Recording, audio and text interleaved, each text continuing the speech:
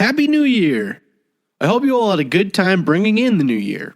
Whether you spent the time at parties with friends, at a nice dinner with loved ones, or hanging out with your cats playing Game Boy, as I may or may not have done. This year, I want to keep the podcast growing and getting better, with multi-part episodes delving deeper into a given topic, maybe moving on to YouTube or other sorts of media if listeners think it would be of interest, and maybe starting to get some merchandise. Honestly, I never thought that this would become even as popular as it is now, so I'm super excited to see where it ends up at the end of this year. One thing I've been thinking a lot about over the break is what makes science different than other sorts of fields. Why should the public trust scientists? Are we doing enough to gain your trust? And in what ways can we be better than we have been in the past? Secondly, should you trust scientists in the first place over other academic disciplines that require higher learning?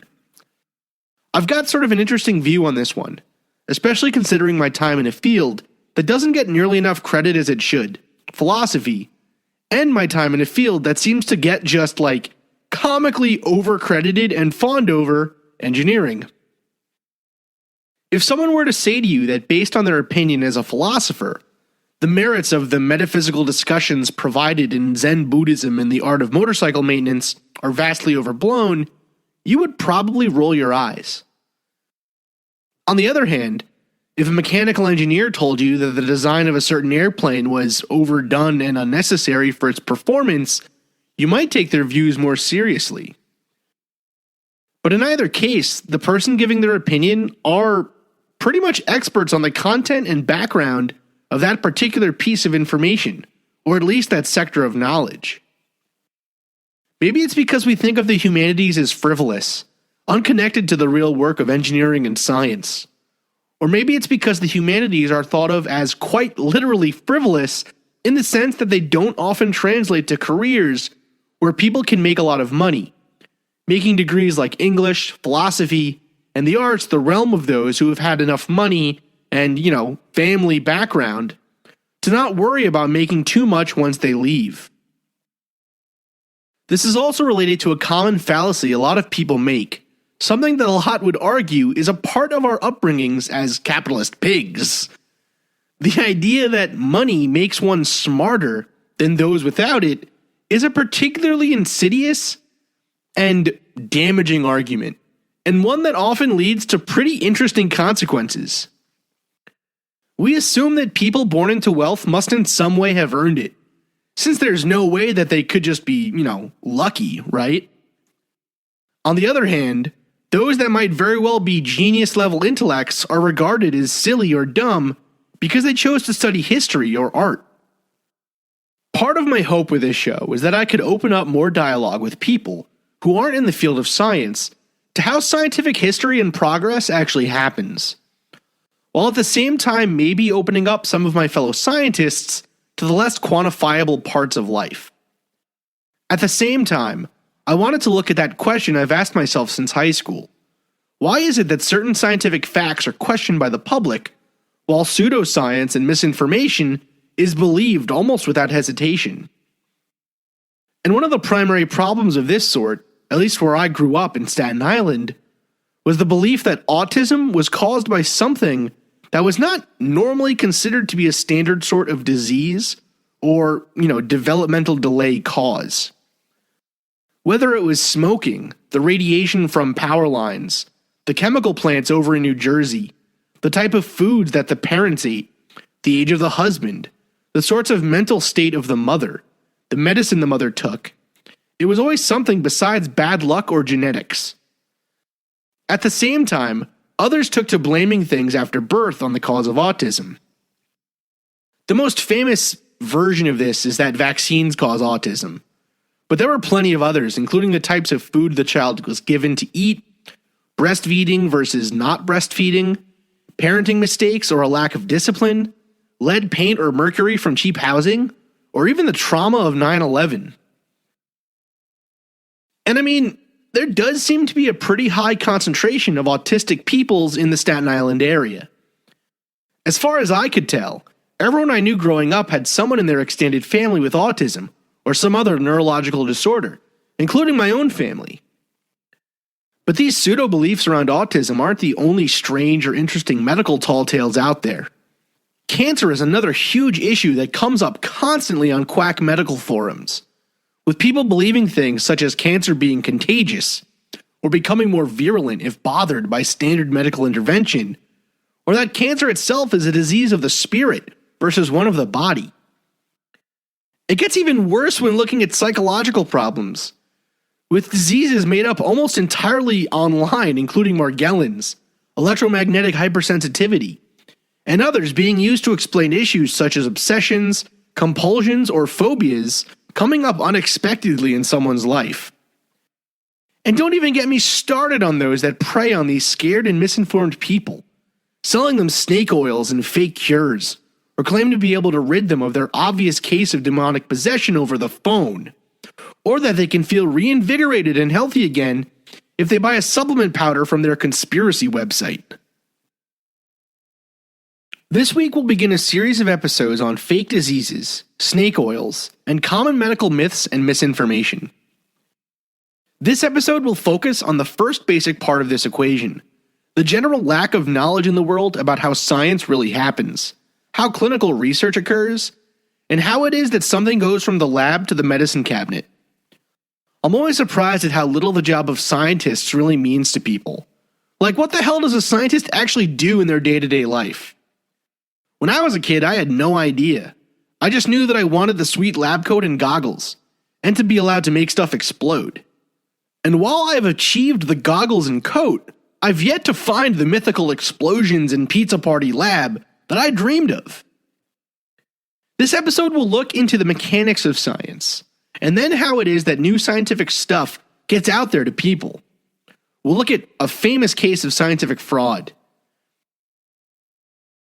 This will be juxtaposed with the absolute lack of scientific vigor available in pseudoscience and quackery, and hopefully give some insight into why it is that these ideas are usually dismissed out of hand by the academic world. We'll also look at how industry changes science and how it gets to the public, and what this means for the social or political sides of scientific questions. So, this episode will focus on science and how it gets done, and the next episode will focus on pseudoscience and how that seems to get churned up and brought out to the world. After those episodes, I hope to move on to 3 sorts of what I will call scientific or medical panics. First, I'll look at the strange case of fake diseases and symptoms not believed by the scientific community. One of the most famous of these is probably electromagnetic hypersensitivity, as made famous by the absolutely horrible brother of Saul Goodman on Better Call Saul. Another is Morgellons disease, the supposed illness that causes colorful fibers to grow out of the skin of sufferers, but which medical and psychological experts say is caused by people pretty much looking too hard for too long at their skin and noticing discolorations and dirt you wouldn't notice at first glance. The second episode will focus on supposed superpowers or extreme human beings. One of my favorites of which is the magnetic family, who just turned out to be really sweaty and sticky and gross. We'll then look at that most famous case of autism and vaccines, and all the other crazy crap people believe vaccines can cause, including having to walk backwards to reach normal walking speed. And finally, at the urging of Dorothea Cogswell, we will look at that mighty fruit, the persimmon, which she still swears can heal itself. And at the last episode of this series, we'll look at a case that is significantly more disturbing, at least to me. That of people who fake illnesses or deaths on the internet for fame and pity. So get ready for about 5 or 6 episodes worth of medical weirdness, funny stories, and interesting science. Welcome to the Mad Scientist Podcast. Tonight's episode, The Science Machine.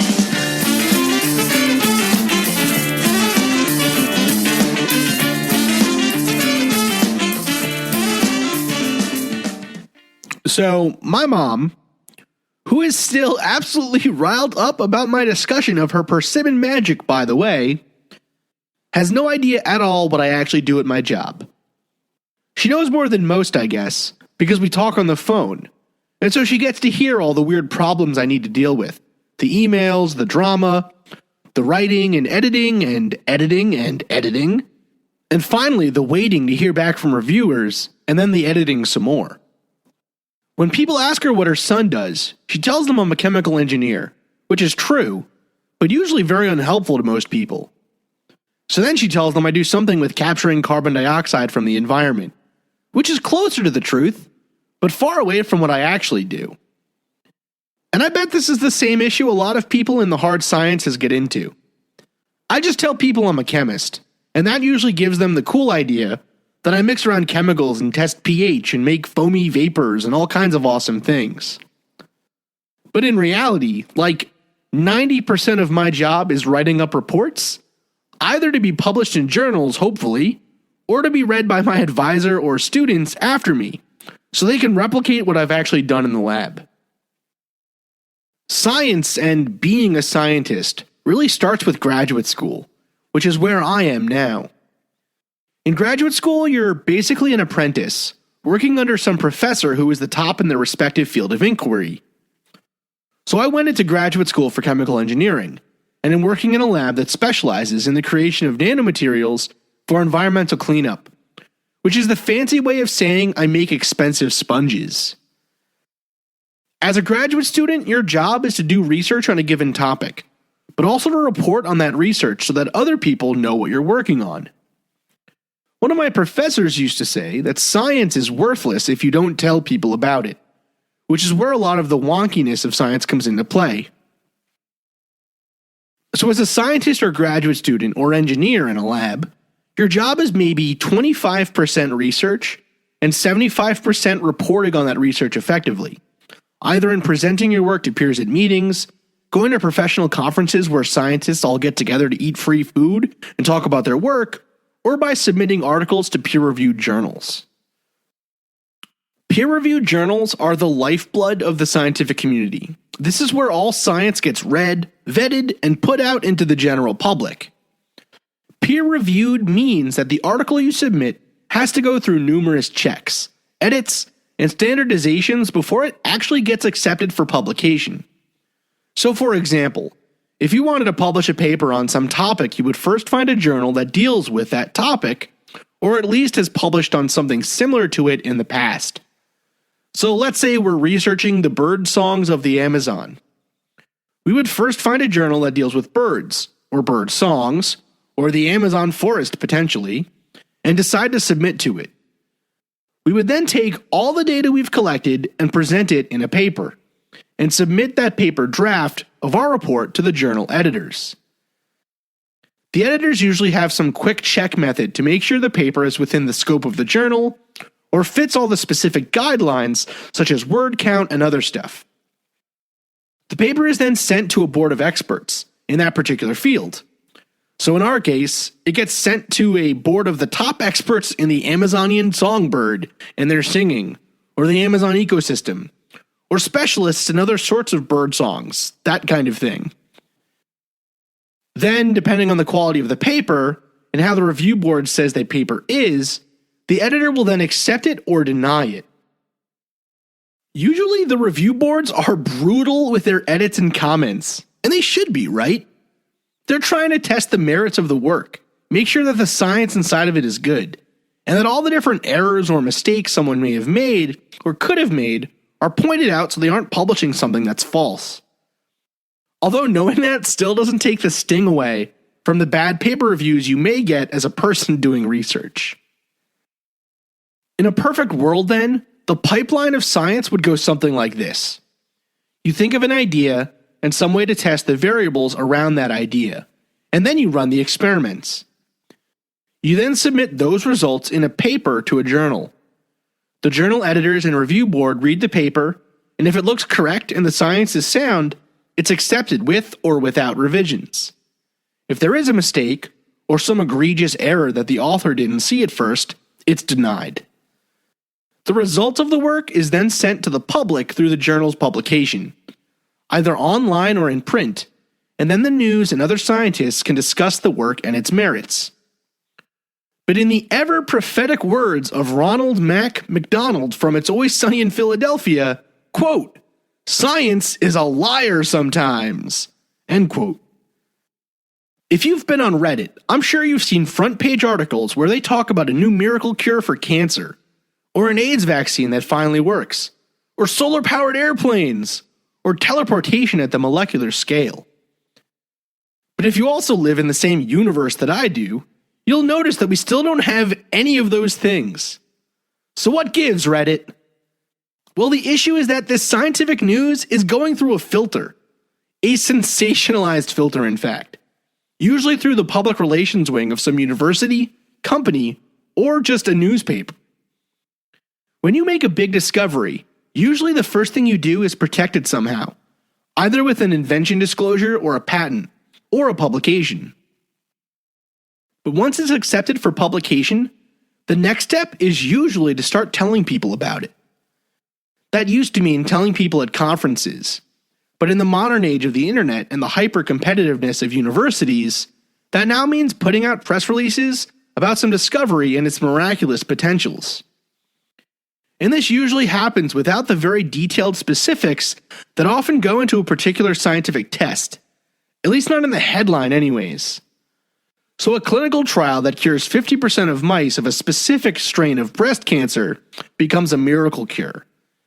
And a new photovoltaic material that is made up of single atomic layers of metal oxide becomes the impetus for solar airplanes.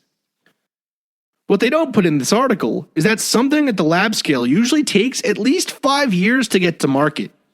And that's if it doesn't involve people eating it or using it on their bodies in some way.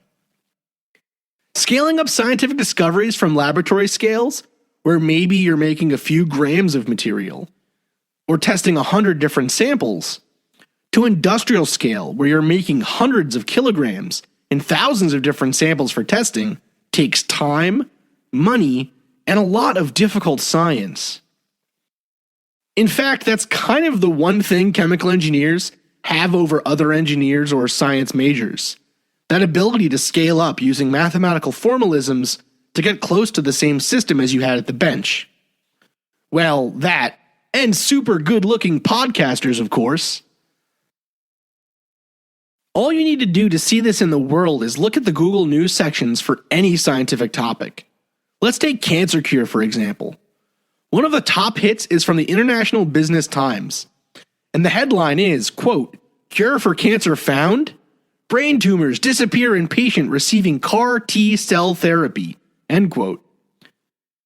It's only until the second to last paragraph in the article that we get the following, quote, "The trial is only the very beginning for a new avenue of cancer research, and was unsuccessful in yielding similar results in 2 other patients at Center of Hope." Researchers also noted acute side effects, including headaches, muscle aches, and fatigue, though those could have been from a variety of medicines the patient was using throughout his treatment. Still, the doctor, who has also experimented with providing CAR T-cell treatment to 10 brain tumor patients at the University of Pennsylvania, says it's still a fundamental breakthrough, that they showed this is safe, at least in this patient. End quote. This work is a big deal. It's awesome to see at least someone getting cured of almost certainly lethal cancers at some level. And I can't even begin to explain how over my head biology is. Like, physics and chemistry I am all good with. But the minute those things start working together to make a cell, you can count me out. My brain just doesn't work that way.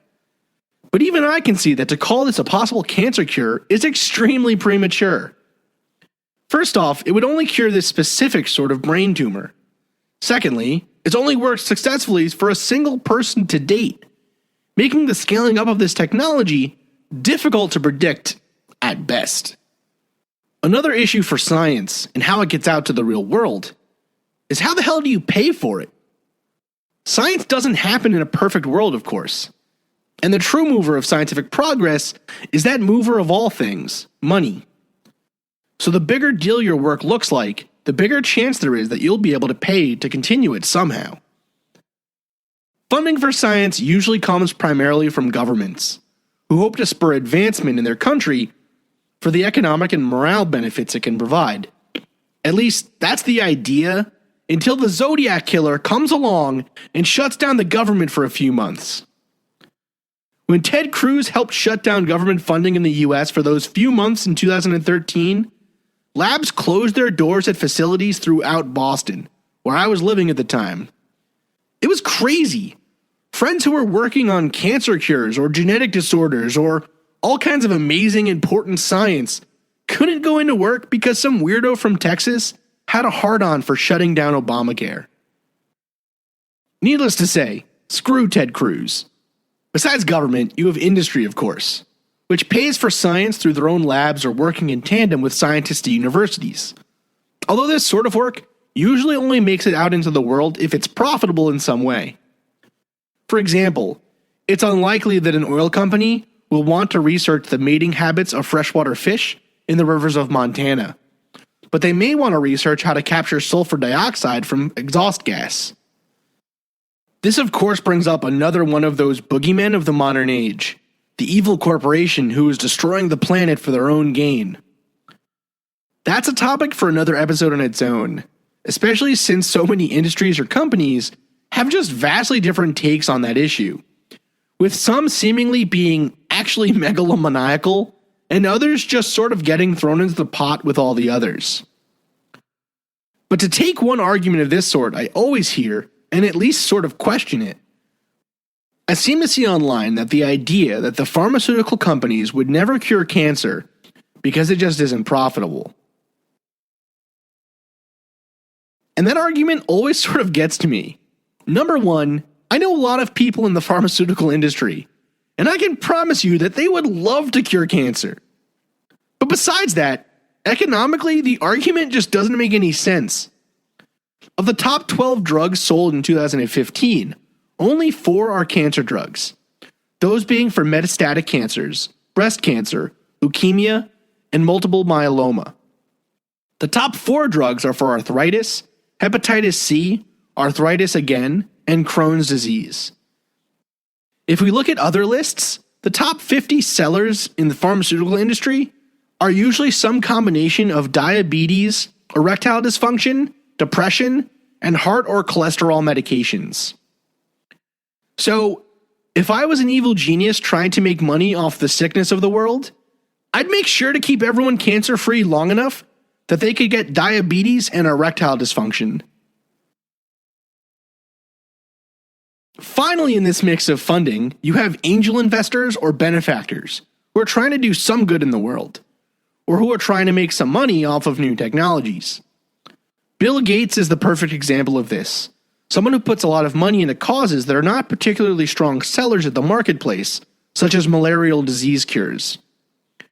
Their money usually dwarfs that of governments and industry, however, and oftentimes are found to be looking to promote things that will benefit the most people in the world, as opposed to further our scientific knowledge the farthest. That isn't to say that scientific advancement isn't good for the world generally, although that in itself is an argument for another episode.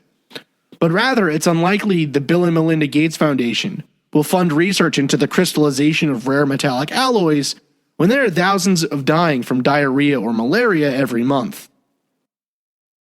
Again, just for scale, if we look at data from the National Science Foundation Higher Education Research and Development Series statistics, about $40 billion of research comes from the federal government. $2 to $3 billion is state or local funding. $10 to $11 billion is from institutions of higher education themselves. $1 to $2 million is industry, and $2 to $3 is other sources, such as outside charities or funds. So all this money flying around means that science can be pretty lucrative, and like anything lucrative, it becomes very competitive, and sometimes even arguably unethical. Or at the very least begins to have instances where the possibility for unethical behavior creeps in. There are obvious flagrant violations of this. For example, people simply falsifying data. But these are usually pretty rare and are very big deals when they happen. Most recent reporting on this suggests that the number has increased significantly, but it's still around 10 in a million papers published being pulled for fraud. A larger issue is the increase in predatory journals, which will publish your work for a hefty fee, usually without significant peer review. In these journals, the chances for mistakes or fakery increase significantly, as you can imagine.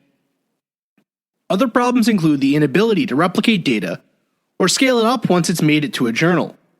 A number of companies talk about this when their workers go out to give talks at universities or conferences, and it's truly fascinating.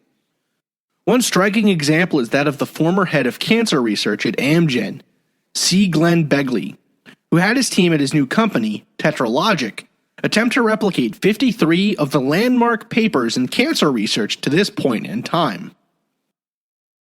As he reported in the journal Nature, which by the way is the gold standard for scientific reporting along with the journal Science, that 47 of the 53 reports could not be replicated.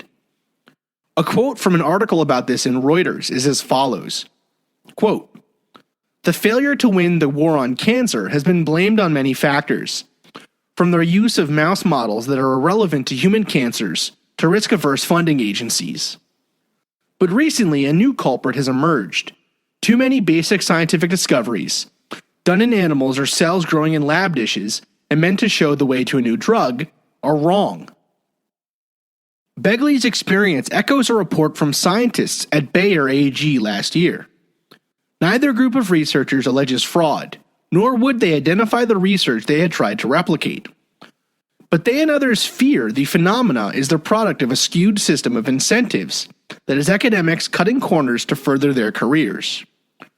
George Robertson of Dalhousie University in Nova Scotia previously worked at Merck on neurodegenerative diseases such as Parkinson's. While at Merck, he also found many academic studies that did not hold up. It drives people in industry crazy. Why are we seeing a collapse of the pharma and biotech industries?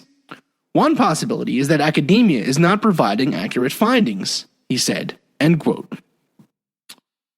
I probably completely butchered the name of that university, by the way. This points out a fascinating issue in science, one that people don't often take into account. Science doesn't happen in a vacuum. Bad jokes about all the science using or utilizing vacuums aside. And so money, politics, and social concerns will also come into play. There's a reason we know a lot more about how to use every molecule in a vat of oil for some purpose than how to cure malaria. And it's not necessarily an evil one, or at least not an evil with a face or a name. Perhaps it is an institutional evil of living in a society where we sell things for money. I mean, we can have that argument all day, frankly. But it's simply a fact of the matter that at this point in time, science needs money to survive. Therefore, making money drives science and technology forward. But publishing and reputation in science is hypercritical. And some cases of this drive to publish cause people to really make life-destroying decisions. One recent one involves a scientist from Japan's Laboratory for Cellular Reprogramming. Haruko Obokata was a stem cell biologist who published works in the journal Nature in 2014, which again is like the big name in scientific publishing. In fact, just as a quick check for you listeners, the joke in scientific fields is that the more vague the title of a journal, the better it is. So Nature and Science, which could in theory cover absolutely everything you could ever want to publish, are of the highest quality and hardest to publish in. While very specific journal titles, like the Journal of Northeastern Cobalt Metallic Alloys or something, may not have such a big readership and so are not thought of as highly. Anyways, she published this work with her mentor, Yoshiki Sasai, and a few others. Again, I'm not a biologist, so I can't go too hard into the specifics of stem cell research and mechanics here. But generally what she claimed to have done was create what is known as a STAP cell. STAP, which stands for Stimulus-Triggered Acquisition of Pluripotency. Pluripotency is the ability of a cell to differentiate into the 3 different major types of stem cells that are present in an embryo during its formation. So in other words, a cell that is pluripotent is one that has the potential to transform into any cell in the body if given the right stimulus. So this is a huge deal to stem cell research. If we could take cells that have differentiated to some degree, say from the spleen, and then cause them to revert back to some form of pluripotency, suddenly we've opened the door to stem cell therapies using cells from a person's own body. Without any of the ethical questions of, for instance, embryonic stem cell research. In her paper, she claimed that it was possible to take stem cells from the spleen of a mouse and convert it back to a state of true pluripotency by basically shaking them in a weak acid, or by other physical and chemical impulses, leading them to form into other body cells when implanted into mice. This was so important that it was immediately heralded as an insanely big deal, and her work started to be attempted by other researchers. But there's the problem. After she published her work in Nature, and in fact she published it in 2 articles, no one else could get her results, even following her work exactly. People started looking more closely at the 2 papers, finding that she had plagiarized text in them. Even worse, it appeared that she had altered some of her images in the article to make it match her claims more closely. And almost comically, it looked like she had just copied images and data from other experiments she did during her PhD and included in her thesis a number of times, using it in the Nature articles to support totally different experiments. Which is only slightly less bad, I guess, than totally making up data. These concerns led her co-authors to ask for the papers to be retracted, and causing her research institute to require her to replicate the experiments within 3 months. She wasn't able to do so, and they formally announced on April 1st of 2014 that in their findings she had performed scientific misconduct.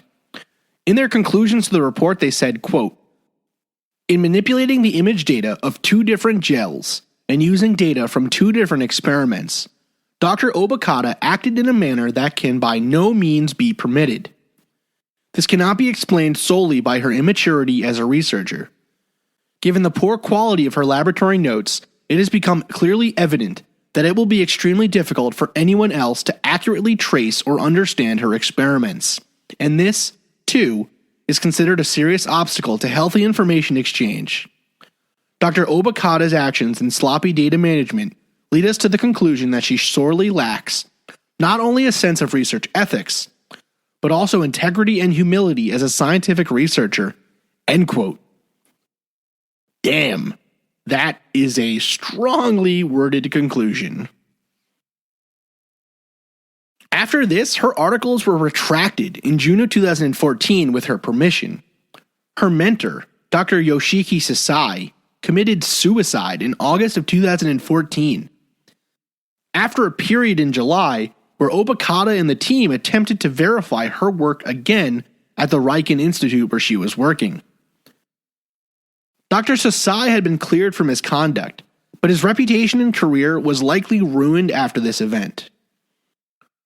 Obokata did eventually resign from Riken in December of 2014. But that's not even the end of this one. She ended up writing a book called That Day, which I haven't read. I don't know if it's actually been translated into English yet. But if it ever is, or if it is now, I totally need to pick it up. From reviews of the book, though, in it she attempts to point the finger at another person in the lab, who supposedly helped with the experiments, who she claims tried to minimize their part in them incorrectly when, the investigation occurred. And besides that, it looks like she's still fighting to regain her scientific credibility. She has since started up a website called staphopepage.com, which gives her methods and ideas on how to replicate her original work, which I guess she still believes is possible. So, if you have some free time and some, mouse spleen cells lying around the house, I guess you could have a go at a Nobel Prize, I guess.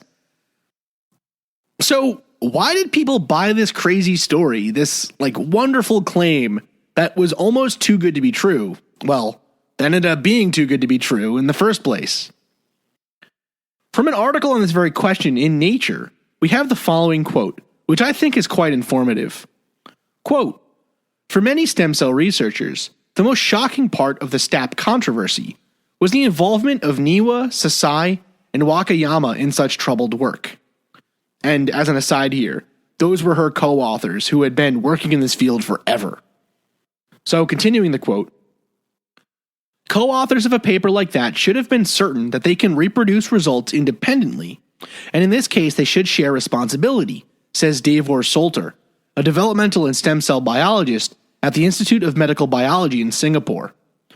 Wakayama takes the blame for not making more effort to check Obokata's work, such as looking at her notebooks, which the investigative committee found to be alarmingly disorganized. Others sympathize with the researchers, who themselves were duped, whether through negligence or intention, by a junior colleague.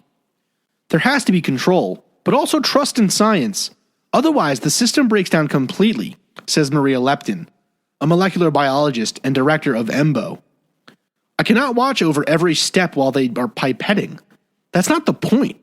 End quote. I think that line at the end of that piece there, in science there has to be trust, is completely true. There has to be trust between the people working in a field to not be trying to trick one another, between a mentor and a student, and between the public and scientists themselves. These scientists took Dr. Obokata's word because she had the backing of respected colleagues, whose names are now forever tarnished by her unethical behavior. So, in all, it comes down to the question of personal ethics. And frankly, in my mind, this is a case where science worked the way it should. Someone made a false claim, and it got caught within months. Still, it's a shocking story. One that makes the public question the validity of science and scientists. But it isn't stories like this that really, truly make people not believe in global warming, for example, right? Or not take vaccines. So what are some of the arguments for these very clearly incorrect, but still extremely prevalent ideas? That's where we'll pick up next episode. Thanks again for listening to the Mad Scientist Podcast. I'm your host, Chris Cogswell, and my logo was designed by Carrie Shaheen. This week, the music comes from Not From Concentrate, a local band once again from Staten Island, New York. I really like their music, and I hope that you will too. This song is called Product of My Century. You can find more from Not From Concentrate on Facebook and Twitter, and of course on YouTube. Thank you again for listening.